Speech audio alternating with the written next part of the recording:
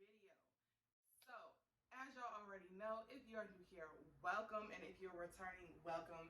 I appreciate every single one of y'all, everyone who watches these videos, everyone who interacts with them, everyone who gives a thumbs up. I appreciate y'all. And on that same note, if you're not subscribed yet, I don't know what you're doing, but go ahead and hit that subscribe button and that notification bell so you're notified every week when I upload and you don't miss a single video.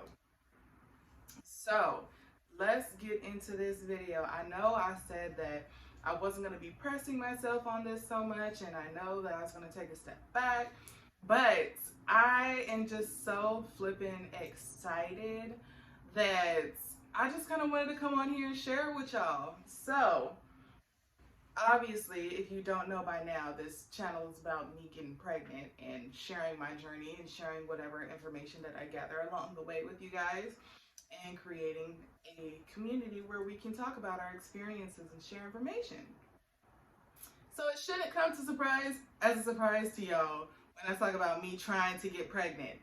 Let me tell you, if you're new, you probably don't know, it's been a struggle these past few months between cysts, my sperm donor running out, and just all these other things in between.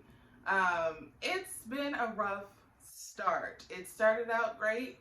I'm like, cool, I'm working on my finances and I'm working on my living situation and everything else. And now it's just like, when do I finally get to try? Well, you guys, fingers crossed, knock on wood, whatever you want to say. Um, Hopefully, we'll be able to try this month. I my sperm donor is back on the shelf, back available, and I'm snatching them up ASAP. I filled out the lab requisition form, sent it to my midwife. My midwife, thankfully, was not at a yesterday, so she got back to me right away. Super excited, filled it out, and let me know that she faxed it on to my sperm bank. So now I'm just waiting for my sperm bank to confirm that they've received it. They're not open on the weekends, or they're open on the weekends, but only for like pickups and returns. So I'm waiting for Monday to hear back from them so they can confirm that they received it. Prayerfully, it does not take them that long to process this one piece of paper.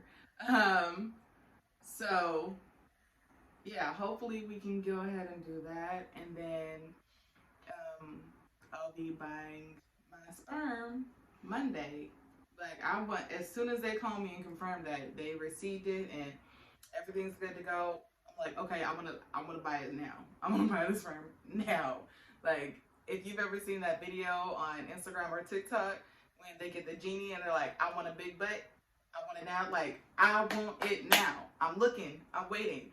So yeah, I gotta calm down. I'm excited, y'all. I've been excited for the past few days, or since yesterday. It just feels like a few days, but I'm super stoked. I'm tracking my ovulation with my temperature, my basal body temperature.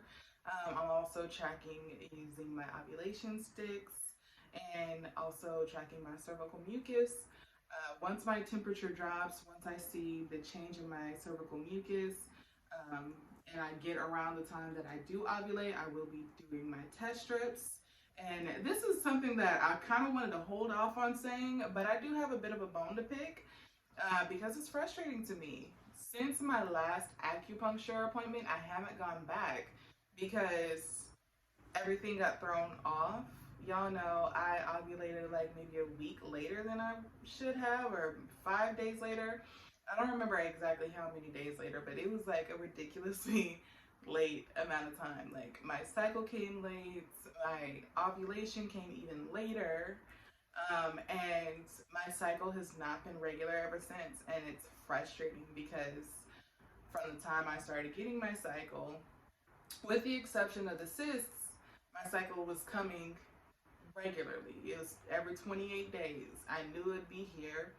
And then once I eventually started ovulating, I would ovulate on what was it, cycle, not cycle day 10, but like 10 days after my period, or maybe it was cycle day 10. But I was ovulating early. And that's what was going on. It was like clockwork for how many months? Like maybe 2 or 3 months, for about 4 cycles, because one month I had 2 cycles because it was extra long. Um, I think that was maybe September going into October. Anywho's, yeah, things have been irregular since then, and I have not wanted to go back because of that. And also, I just, on one hand, I felt like, okay, well, it's pointless if I'm not going to get pregnant in December to keep going. You know, I'm just going to be going for weeks until I try to get pregnant again. And it's been frustrating because my cycle's been irregular. So now what I'm doing to kind of help with that is I've been tracking everything in my Flow app, and I've been looking in my calendar. I keep a little planner also, just for a quick reference and keep things on hand. And I've written down the days where I've gotten my first LH surge, and then when I actually ovulate.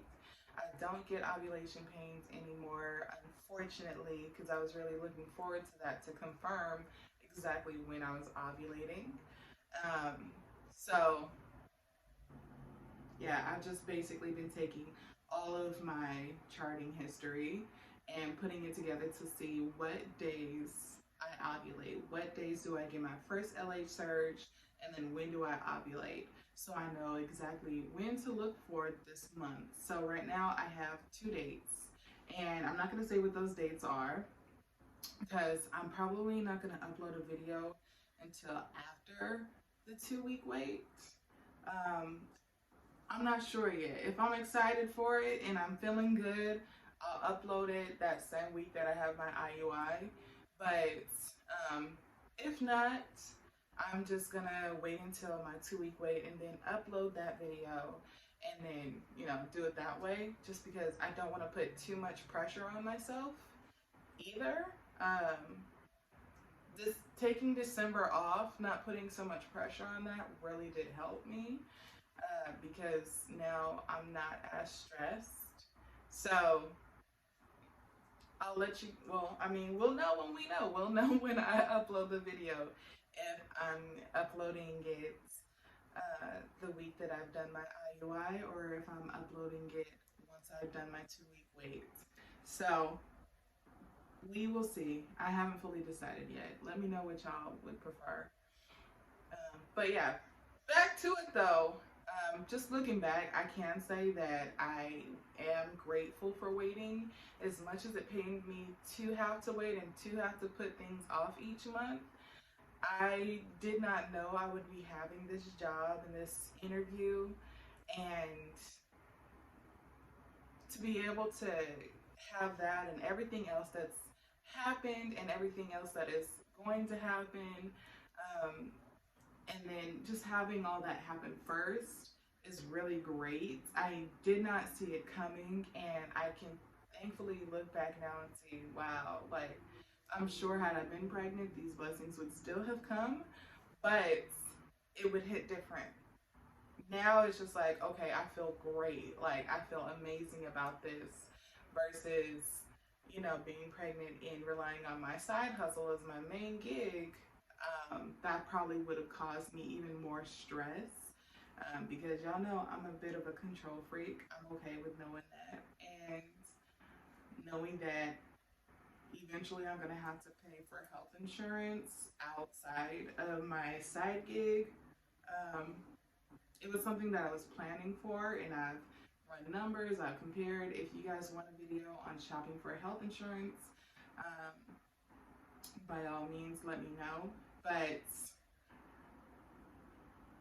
I know me, and I know, had I been pregnant, had I been successful back in October, back in November, back in December, and gotten pregnant any of those months, the amount of stress that I've been under in these past few weeks, even though there's been great things coming my way, I think being pregnant would have made that stress even worse because the stakes were even higher. So yeah, I feel like I'm rambling. I'm not gonna hold y'all long, But I just wanted to say that, give you guys that update. I got a new job, and my sperm donor is in stock. So everything is going well thus far. Little hiccups here and there, not gonna front.